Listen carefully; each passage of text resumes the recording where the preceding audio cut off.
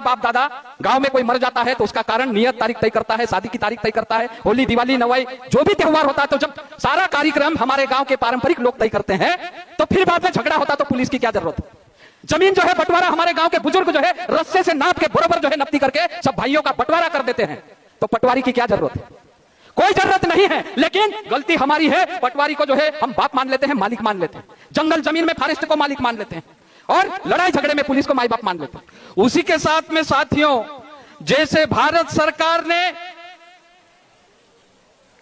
भारत में 5वीं अनुसूची और 6ठी अनुसूची पेशा एक्ट और वन अधिकार मान्यता कानून 2006 को खत्म करने के लिए भारत सरकार ने एक साजिश रची थी। वो साजिश यह थी, उनने कहा कि लोगों को पटा पुटू के उनको जो है बेहला फुसलाकर उनको कहेंगे कि अंग्रेज ने भारतीय वन अधिनियम 1927 बनाया था। वो भारतीय वन अधिनियम 1927 हमारे देश में आज भी चल रहा है और वो अधिनियम भारतीयों के खिलाफ है। इसलिए उस अधिनियम को बदलते हुए भारत सरकार दूसरा अधिनियम लाएगी। वो अधिनियम क्या होगा?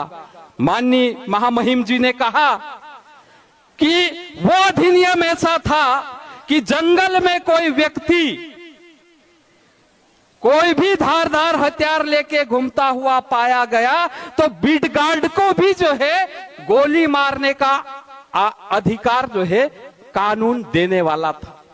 लेकिन उस कानून के विरुद्ध में लगातार हमारा आंदोलन चालू रहा। मध्य प्रदेश के साथ में देश के अनेक राज्यों में आदिवासियों ने जो है भारी लड़ाई की है। उस लड़ाई का नतीजा ये हुआ कि भारत देश के वन मंत्री प्रकाश जावड़ेकर जी ने कहा कि भारत देश में आदिवासियों का आंदोलन तेज हो गया है और भारत देश के आदिवासी इस कानून को मंजूर नहीं करते हैं, इसलिए जो है इस कानून को हम वापस लेते हैं।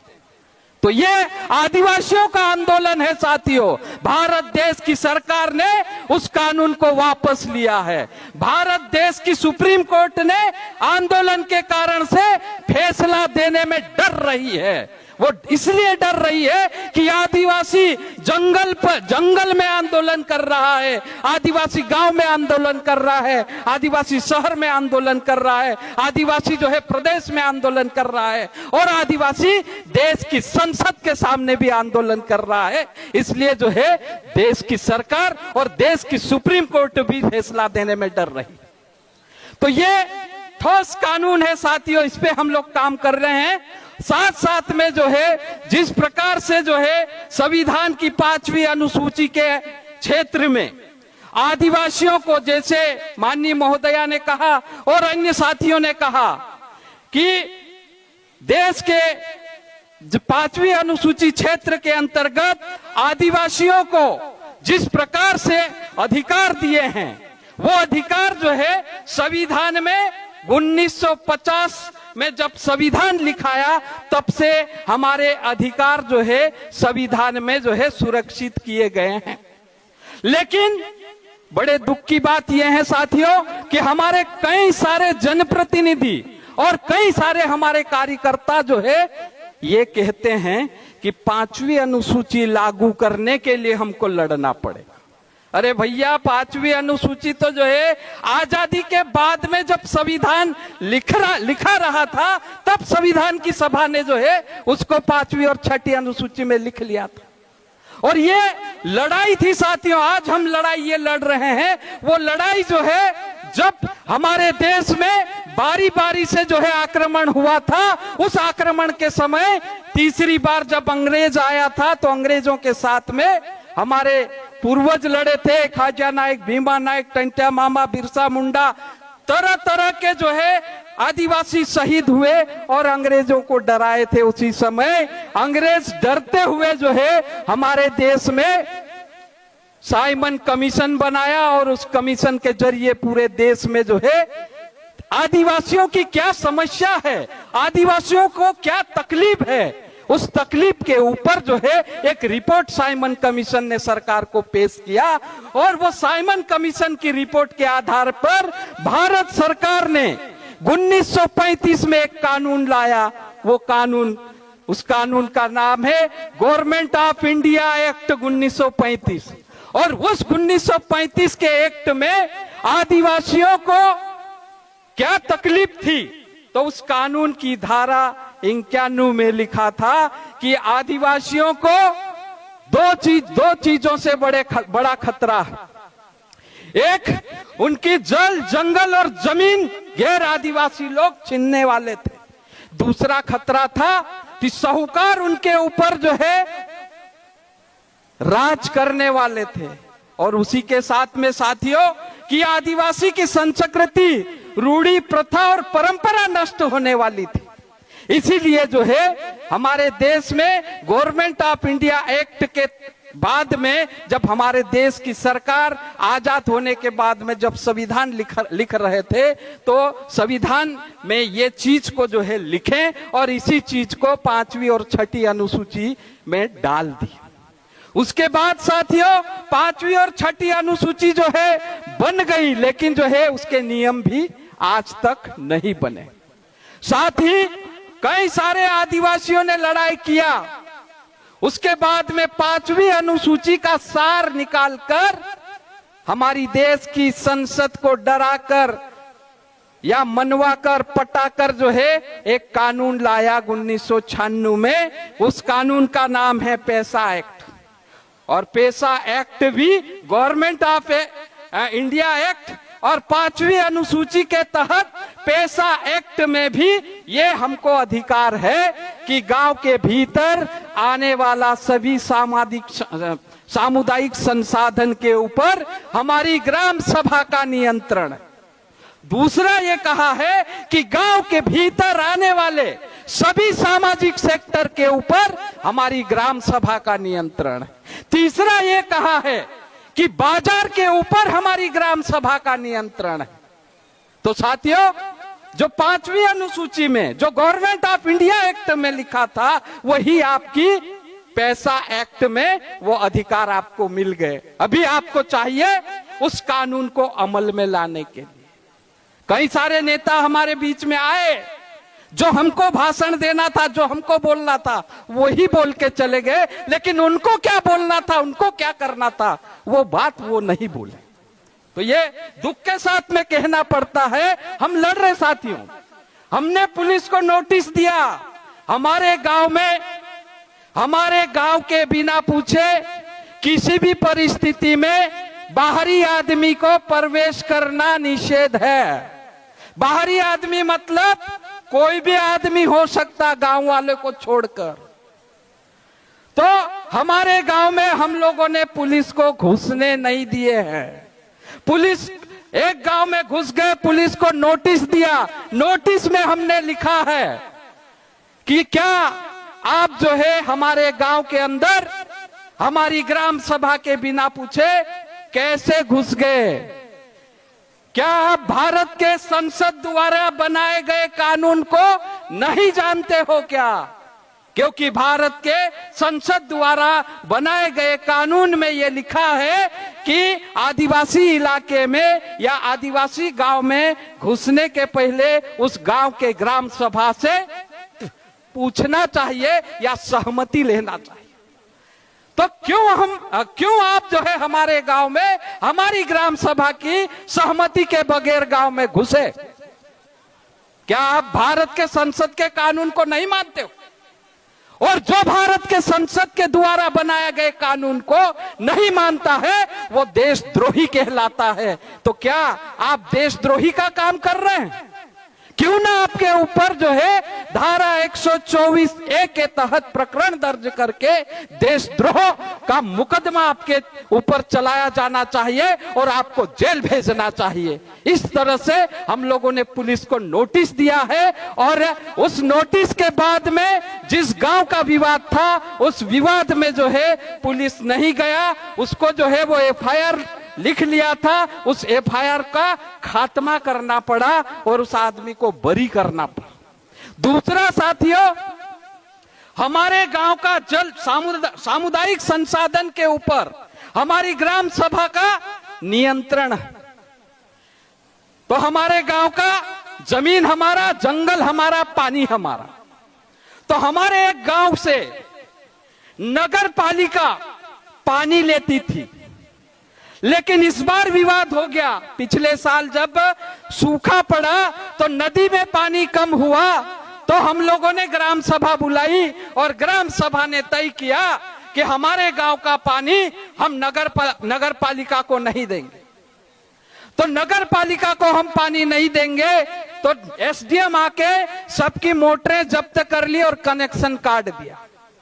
फिर बाद में उस गांव की ग्राम सभा बैठी और ग्राम सभा ने यह प्रस्ताव पास किया कि एसडीएम भी जो है हमारे गांव का नौकर है, वो हमारा मालिक नहीं है, तो क्यों ना हम एसडीएम को नोटिस भेजेंगे।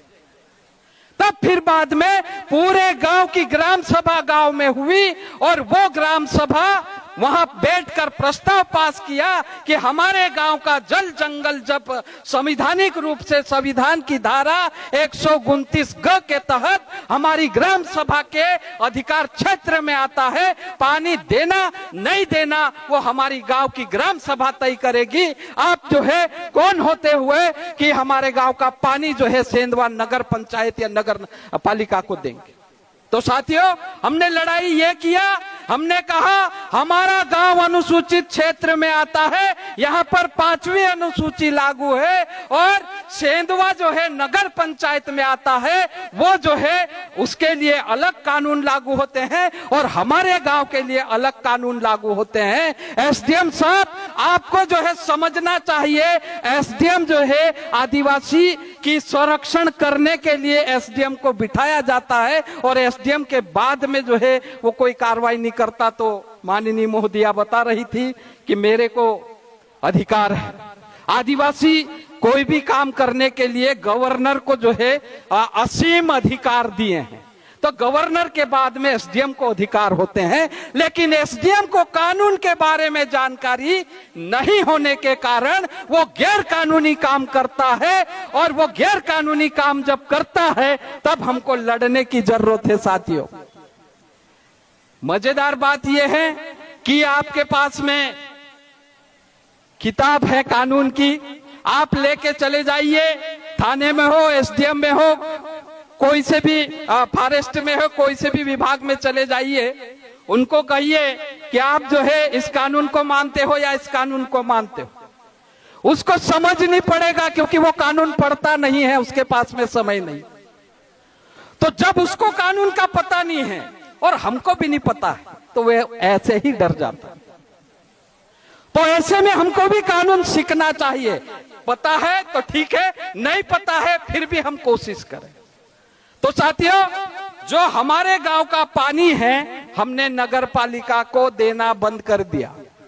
पुलिस को जो है गांव में जो है जाने के पहले हमारी ग्राम सभा से पूछना चाहिए, क्योंकि जो है पंचायत उपबंध अनुसूचित क्षेत्र पर विस्तार अधिनियम ये कहता है कि डकैती और हत्या को छोड़कर सभी फौजदारी और दीवानी मामले को निपटाने का अधिकार ग्राम सभा को है। तो ये हमको कानूनी अधिकार है। तो हमारे कानूनी अधिकार ये है और साथ ही हमारे जो पारंपरिक अधिकार है, तो वो पारंपरिक अधिकार जिस तरह से हमारे बाप दादा गांव में कोई मर जाता है तो उसका कारण नियत तारीख तय करता है, शादी की तारीख तय करता है, होली, दिवाली, नवाई जो भी त्योहार होता है, तो जब सारा कार्यक्रम हमारे गांव के पारंपरिक लोग तय करते हैं तो फिर बाद में झगड़ा होता तो पुलिस की क्या जरूरत है। जमीन जो है बंटवारा हमारे गांव के बुजुर्ग जो है रस्से से नाप के बरोबर जो है नपती करके सब भाइयों का बंटवारा कर देते हैं। तो पटवारी की क्या जरूरत है?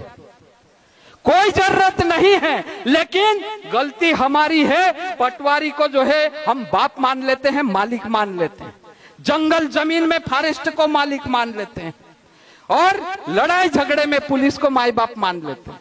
तो साथियों, इसी कारण से उनको मौका मिलता है और हमारे ऊपर वो मौके का फायदा उठा लेता है। पुलिस में साथियों एक व्यक्ति को हमने 3 साल तक जो है पुलिस को गिरफ्तार नहीं होने दिए। उस व्यक्ति को लेके हम थाने में जाते हैं, बोलते हैं तुम्हारे में दम है तो इस आदमी को पकड़ के दिखाओ, क्योंकि पंचायत उपबंध के तहत गांव का विवाद निपटाने का अधिकार तो ग्राम सभा का है, पुलिस का अधिकार वो नहीं है। और पुलिस जो है हमारे गांव में घुसने के पहले हमसे परमिशन लेना चाहिए, लेकिन पुलिस को जो है वो कानून पता नहीं है। पुलिस बोलता है कि हमारी आईपीसी जो है पूरे इलाके में लागू है, लेकिन आदिवासी इलाके में पुलिस की आईपीसी सीआरपीसी लागू नहीं होती। 5वीं अनुसूची में लिखा है और गवर्नमेंट ऑफ इंडिया एक्ट में भी वो लिखा है, और गवर्नमेंट ऑफ इंडिया एक्ट में लिखा है संघ या राज्य कोई भी आदिवासी के खिलाफ में कानून बनाता है, वो कानून जो है आदिवासी इलाके में लागू नहीं होता। और संविधान में भी वही चीज लिखा है कि आदिवासी इलाके में राज्य या संघ का कोई भी कानून लागू नहीं होता। लेकिन ये हमारी कमी है, इसलिए जो है वो जबरदस्ती हमारे ऊपर कानून लाद देते। तो वो हम इस कानून के साथ में इसको साथ में रखते हुए हम लड़ रहे हैं। तो एक पेशा एक्ट पे इस तरह से जो है मध्य प्रदेश में लड़ाई हो रही है।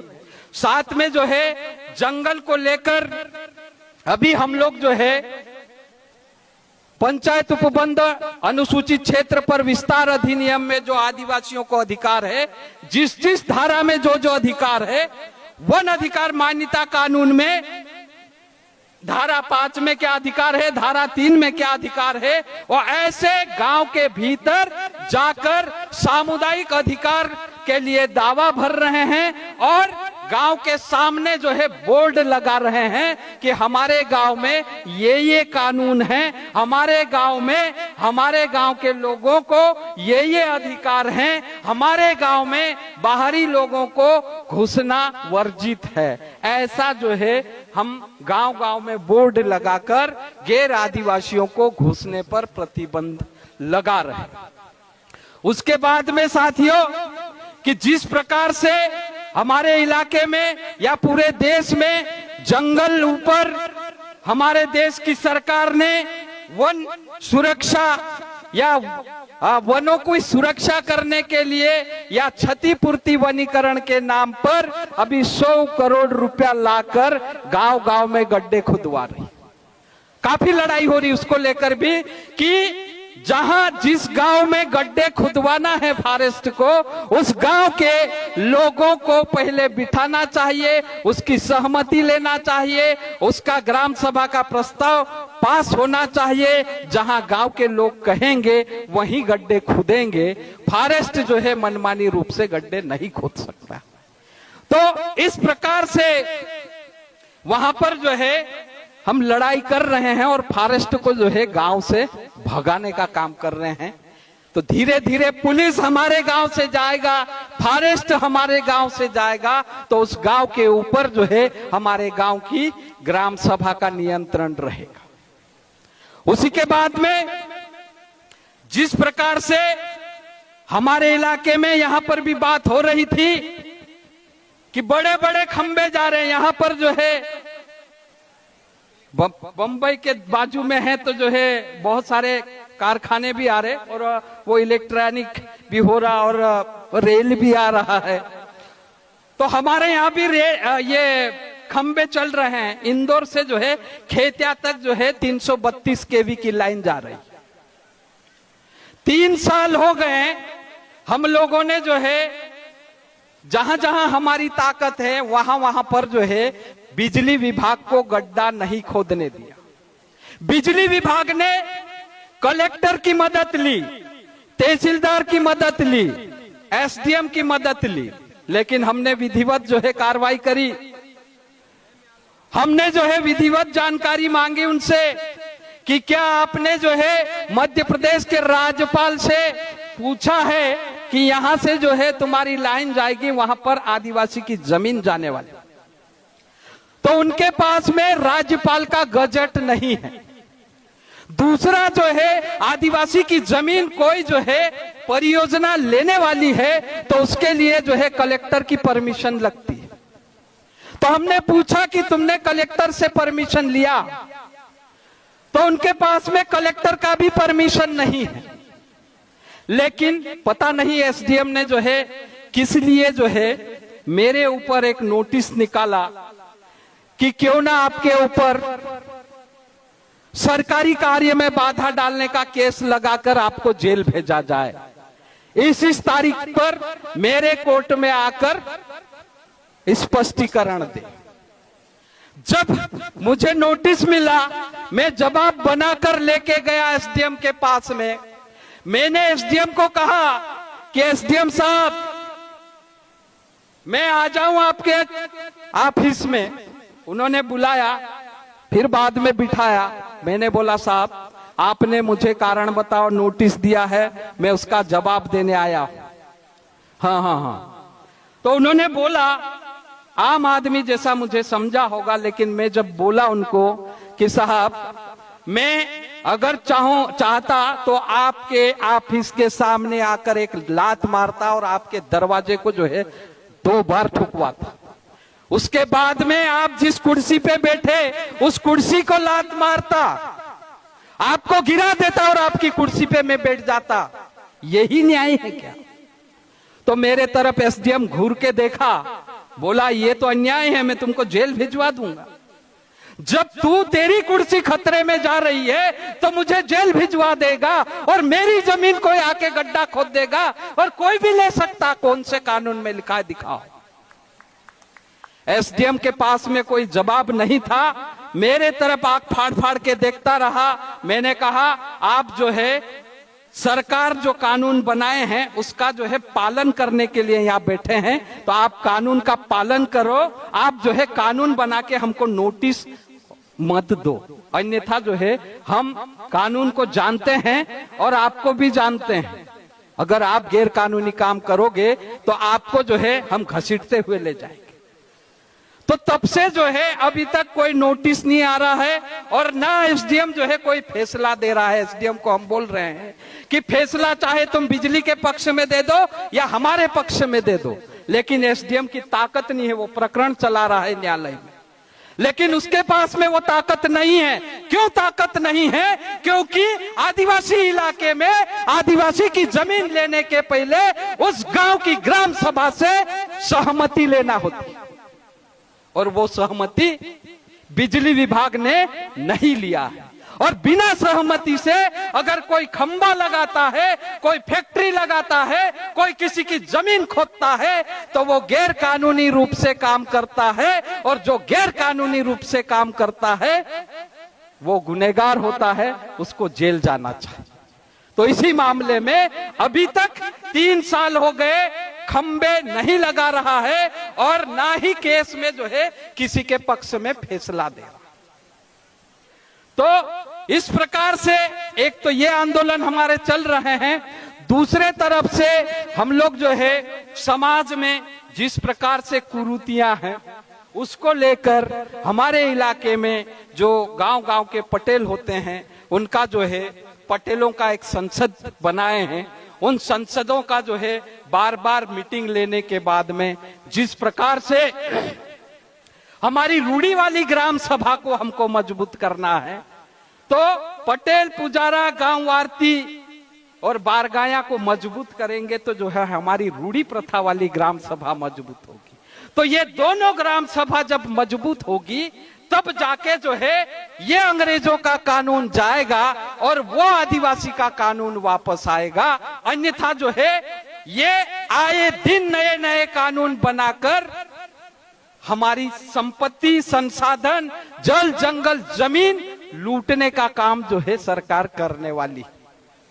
तो एक तो ये हो रहा है, दूसरा जो है हमारे क्षेत्र में हमारे प्रदेश की सरकार कई सारे जो है विद्यार्थियों के विरुद्ध में जो है काम कर रही, तो उसको लेकर मध्य प्रदेश में आदिवासी विद्यार्थी संगठन का गठन किए हैं और वो आदिवासी विद्यार्थी संगठन जो है विद्यार्थियों के अधिकार को लेकर जो है लगातार लड़ रहा है।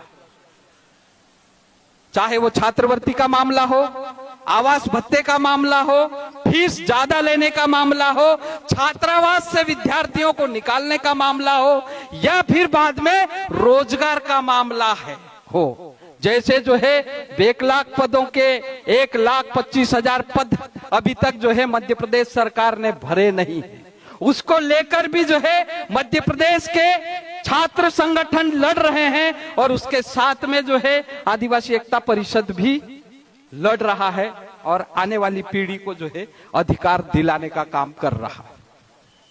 उसके बाद में साथियों, जिस तरह से इलाके में अभयारण्य और नेशनल सेंचुरी जहां जहां पर जो है बनने जा रही है, उसको लेकर भी इलाके में जहां जहां पर भी जो है पता चल रहा है, कागज निकाल रहे हैं। और उसके विरोध में भी जैसे हमारे ब्राह्मणपुर में एक नेशनल पार्क बनने वाला है और हमारे इलाके में भी जो है एक रावेर नेशनल पार्क बनने वाला है, तो उसको लेकर भी जो है हम लोग आंदोलन कर रहे हैं। साथ ही कर्मचारी अधिकारियों को लेकर मध्य प्रदेश में सारे कर्मचारी अधिकारी मिलकर पहले से अजाक्स का एक संगठन काम कर रहा है, वो लड़ रहा है कर्मचारी अधिकारियों को लेकर। उसके साथ में अभी मध्य प्रदेश में आकाश नाम का कर्मचारी अधिकारी संगठन बना है। तो जो कर्मचारी अधिकारियों का संगठन है, जैसे कर्मचारियों का या अधिकारियों का जो है वेतन वृद्धि का मामला हो, या फिर बाद में उनका जो है प्रमोशन में आरक्षण का मामला हो, या उनके साथ में जो है सरकार द्वारा या उच्च जातियों के द्वारा अन्याय का मामला हो, ऐसे मामलों को लेकर भी मध्य प्रदेश में जो है लगातार लड़ाई चालू है। तो इस प्रकार से मध्य प्रदेश में अलग अलग क्षेत्र में अलग अलग लोग मिलके लड़ रहे हैं। ये सबसे अच्छी बात है कि विद्यार्थी, किसान, मजदूर, कर्मचारी, छात्र, ये सारे लोग एक साथ होकर लड़ रहे हैं। और रिपोर्ट अच्छी है कि मध्य प्रदेश में हम लोग जल जंगल जमीन को लेकर प्रदेश स्तर पर अभी 16 नवंबर को सरकार को घेरे थे, तो सरकार जो है अभी हमारे साथ में बहुत सारे विषय को लेकर और पंचायत उपबंध अनुसूचित क्षेत्र के नियम बनाने को लेकर, 5वीं अनुसूची के नियम बनाने को लेकर और जंगल जमीन में सामुदायिक संसाधन देने को लेकर जो है बात करने वाली है। साथियों, विशेष बात जो है मैं एक बोल के अपनी बात खत्म करना चाहूंगा। जिस प्रकार से आजादी के पहले आदिवासी इलाकों में रहा करते थे, वो इलाके हमको वापस चाहिए। उन इलाके के हम राजा थे और अभी हम राजा रहने वाले हैं। इसको लेकर जब 2003 से लगातार पूरे देश के आदिवासी लड़े और लड़ने के बाद में 2003, 4, 5 और 2006 में वन अधिकार मान्यता कानून आया। वन अधिकार मान्यता कानून में छोटी बात माननीय महोदया ने कहा, टुकड़ों की बात कहा, व्यक्तिगत अधिकार की बात कहा, लेकिन कानून बहुत समग्र बात करता है। कानून यह कहता है कि जो आपके बाप दादा पारंपरिक रूप से जंगल में व्यवहारिक रूप से जिस प्रकार से आपका जंगल के साथ में व्यवहार था, जैसे आप जंगल में रहते थे, आपके साथ में आपके जानवर जंगल में रहते थे, आपके साथ में और अन्य जंगली जानवर रहते थे, तो कहीं न कहीं जंगली जानवर और आपके जानवरों के साथ में और आपका जो है कैसा रिश्ता था। तो वो कानून ये कहता है कि आपका जो पारंपरिक काकड़ है, पारंपरिक सीमा है, उस सीमा के अंदर आने वाला जल, जंगल और जमीन तो आपका है, लेकिन साथ में जल, जंगल, जमीन के साथ में जंगल में रहने वाले जीव जंतु, जंगल में रहने वाले फल फूल, पेड़ पौधे, चारा, मच्छी, पानी, ये सारा आपका होगा। इसीलिए जो है हम लोग जो है सरकार को कानून सिखाने के लिए हर गांव में जाकर गांव का सामुदायिक दावा भर रहे हैं, और वो सामुदायिक दावा अगर एक गांव का पारंपरिक सीमा के अंदर का वो उस गांव का अधिकार मिलता है तो पड़ोस के गांव का अधिकार मिलेगा, अगले गांव को मिलेगा, अगले गांव को, अगले गांव को, अगले गांव को, ऐसा जो है पूरा इलाका आदिवासियों को हो जाएगा। और उस जगहों पे जो फॉरेस्ट विभाग रहता था वो कानूनी रूप से जो है उस इलाके से हट जाएगा और वो पूरा इलाका आपका हो जाएगा। इसीलिए साथियों, हमको बड़ा सोच रख के, जैसा कानून ने बड़ा सोच रखा है, कानून में ये बात भी कहा है कि आदिवासियों के साथ में ऐतिहासिक अन्याय हुआ है, उस अन्याय को बदलते हुए इस कानून को लाया गया है। तो हमको न्याय अगर पाना है तो छोटा हमको न्याय नहीं चाहिए, हमको बड़ा न्याय चाहिए, हमको पूरा गांव चाहिए, हमको पूरे गांव के साथ में पूरा इलाका चाहिए, और पूरे इलाके के साथ में ये देश हमारा था, इस देश के हम मालिक थे। हम नहीं बोल रहे, ये आर्यों का इतिहास बोल रहा, ये मुगलों का इतिहास बोल रहा, और इस देश का सुप्रीम कोर्ट ये बोल रहा है कि इस देश का अगर कोई मालिक है तो वो आदिवासी है, वो आदिवासी इस देश का मालिक है, और बाकी 83% जितने गैर आदिवासी है वो सारे आक्रमणकारियों की संतानें हैं। वो आक्रमणकारियों की संतानों को जिस प्रकार से कानून बनाकर हमको गुलाम किया है, उस कानून बनाकर करके ही हम उनको यहां से भगाने का काम करेंगे साथियों। तो मैं मेरी बात खत्म करने के बाद में आप सबसे निवेदन करूंगा कि जितने भी लोग जंगल में रहते हैं तो अपने गांव का दावा भरो, सामुदायिक दावा भरो, और ये सामुदायिक अधिकार हम ले, और एक गांव लेगा फिर बाद में 10 गांव, और 10 गांव के बाद में 100 गांव, तो ये पूरा इलाका हमारा होगा, और ये आक्रमणकारियों की संतान को हमको यहां से भगाना पड़ेगा। तो इन्हीं 2 शब्दों के साथ में मैं अपनी बात को खत्म करता हूं। बहुत बहुत धन्यवाद आप सब।